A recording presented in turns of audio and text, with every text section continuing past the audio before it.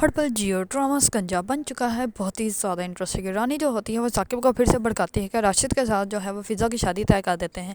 इस पर साकिब जो होता है वो फ़िज़ा से पूछता है और वो कहता है कि तुम्हें कोई एतराज़ तो नहीं। इस पर फ़िज़ा जो होती है वो सिर्फ ये कहती है कि जी भाई। इस पर रानी जो होती है वो कहती है कि क्यों आप अपनी बहन को शर्मिंदा कर रहे हैं, उसने शादी के लिए हाँ तो कर दी है। ये बात सुनते ही साकिब जो होता है वो उठ के चला जाता है। फ़िज़ा जो होती है वो बहुत ज़्यादा रोती है, बहुत ज़्यादा परेशान होती है।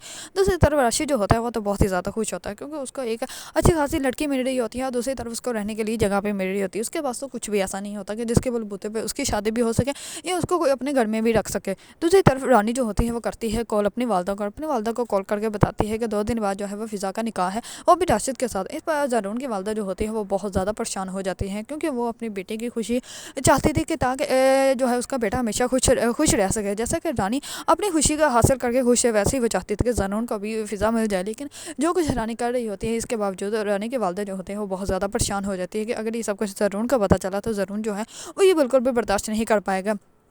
दूसरी तरफ ज़रून को जो है वो एहसास हो जाता है कि फ़िज़ा के साथ जो कुछ भी हो रहा है गलत हो रहा है। इस पर वो कहता है कि मैं फ़िज़ा तुम्हारे हमेशा साथ रहूँगा, मैं तुम्हें सिर्फ बातें नहीं कर रहा तुम्हारे साथ, मैं तुम्हारे ज़िंदगी में शामिल होकर तुम्हारे साथ तुम्हारा दुख बांटूंगा। इस पर वो सिर्फ ये सोच रहा होता है कि मैं शादी जो है वो फ़िज़ा के साथ कर लूँ, लेकिन उसको ये इस बात का अंदाज़ा ही नहीं होता कि मेरी अपनी बहन जो है वो फ़िज़ा की शादी जो है वो राशिद के साथ तय करके भी बैठ चुकी है।